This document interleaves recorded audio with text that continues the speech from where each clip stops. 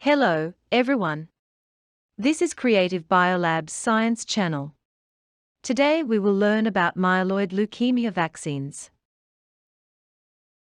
Our contents here include the introduction to myeloid leukemia, current treatment of myeloid leukemia, obstacles to cancer vaccine, targets of myeloid leukemia vaccine, myeloid leukemia vaccine types, examples of myeloid leukemia vaccines, and related services you can find at Creative Biolabs. Myeloid leukemia includes acute leukemia and chronic myeloid leukemia. Acute myeloid leukemia is a type of cancer caused by the excessive proliferation of myeloid blood cells, and the rapid growth of abnormal cells in bone marrow and blood affects the normal hematopoiesis of bone marrow. Acute myeloid leukemia is characterized by the clonal expansion of myeloid blasts with more than or equal to 20% nucleated cells in bone marrow or blood. Chronic myeloid leukemia is a malignant proliferative disease that occurs on bone marrow multifunctional hematopoietic stem cells. The BCR-ABL1 gene rearrangement is a molecular signature of chronic myeloid leukemia. Current treatment strategies for chronic myelogenous leukemia include small molecular inhibitors, immunotherapy, and vaccines. In the 1980s, interferon alpha was used as an immunotherapy approach to treating chronic myeloid leukemia. Although interferon alpha advanced survival rate, it is also accompanied by severe side effects. Another method involved allogeneic stem cell transplantation, which can achieve a high survival rate, but some patients develop chronic graft-versus-host disease when using this method. In terms of small molecular inhibitors, they usually inhibit the function of mutant tyrosine kinase BCR-ABL. Compared with chronic myelogenous leukemia, allogeneic stem cell transplantation is the only widely used immunotherapy in acute myeloid leukemia. However, the overall survival rate remains relatively low for patients due to its high recurrence rate. Due to limited efficacy, significant morbidity, and mortality, above-mentioned treatments are still far from the ideal state. Given these shortcomings, less toxic vaccination strategies have been investigated. In order to fully compromise the related problems in cancer vaccine development, we need to first understand the immune mechanism of traditional vaccines. Traditional antimicrobial vaccines use inactivated or denatured organisms or recombinant microbial proteins to induce strong and coordinated immune responses. Meanwhile, antigens produced by microbial proteins are mainly presented by the major histocompatibility complex, abbreviation is MHC. MHC class I molecules are distributed on the surface of nucleated cells. They combine with endogenous antigenic peptides treated by proteasome degradation to form peptide MHC class I complex in the endoplasmic reticulum and present on the cell surface. The corresponding CD8 positive T cells are activated and transformed into sensitized cytotoxic T lymphocytes, which play a cytotoxic role in killing target cells. This is the key to initiating cellular immune response and defense mechanism, also called the MHC class I restricted antigen presentation mechanism. In terms of MHC2 molecules, they functioned by binding to immune peptides and presenting these peptides to receptors on the surface of CD4 positive helper T lymphocytes to form a trimolecular complex, thus activating CD4 positive T helper cells.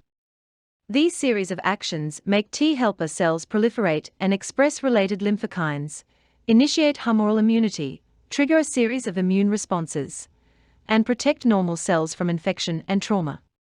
The activated helper and cytotoxic T cells can transform into memory T cells, which can quickly respond to rechallenge with antigen. This coordinated T cell response is particularly relevant in the generation of immune responses against viruses and intracellular organisms. Compared with antimicrobial vaccines, cancer vaccines, including anti-myeloid leukemia vaccines, are usually greatly hindered in inducing strong and long-term immune responses. Some common barriers that limit successful cancer vaccines include: first, myeloid vaccines target peptides of normal proteins that are aberrantly expressed. Moreover, due to central tolerance, the number of T cells that contain high-affinity TCRs that are capable of recognizing these vaccine antigens is greatly reduced compared to the number of T cells recognizing foreign antigens.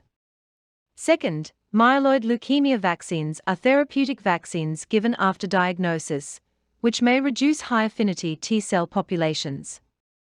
Finally, myeloid leukemia vaccines often use peptides, and B cell responses are highly challenging when it comes to inductions.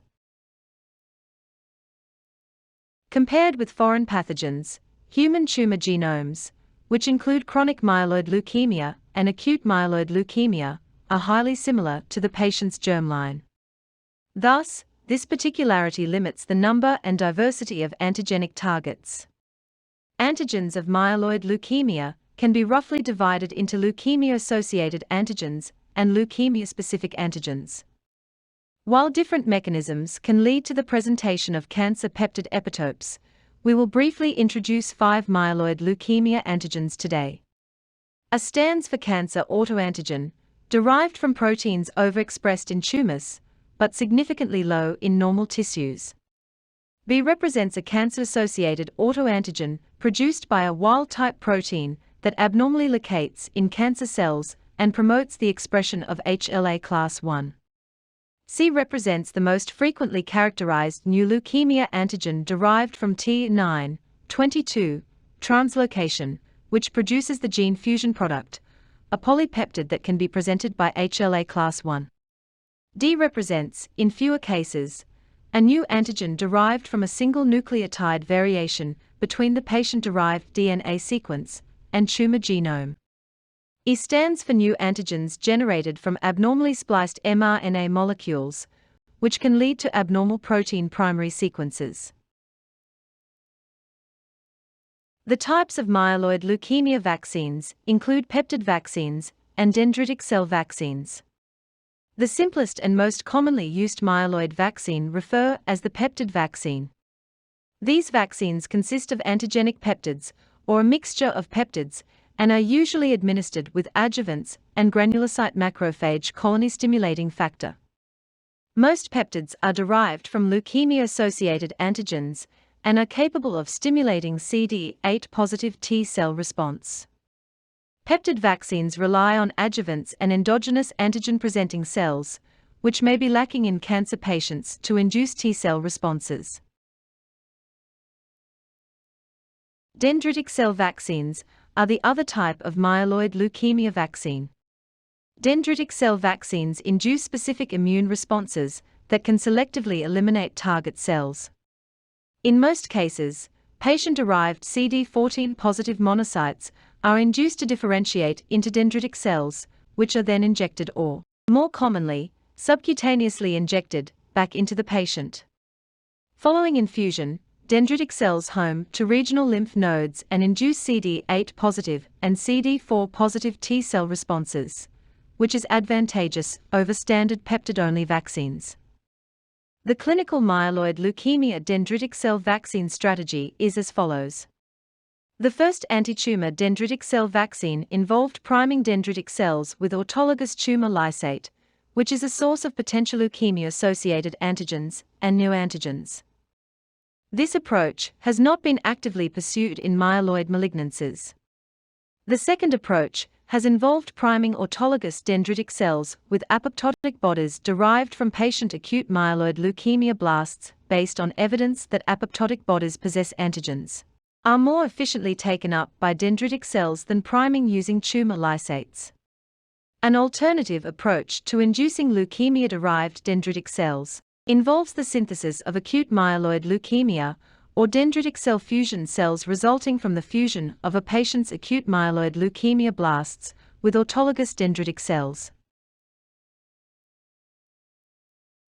Currently, 4 major targets for ML vaccine development, including WT1, PR1, RHAMM, and BCR-ABL, are under close investigation.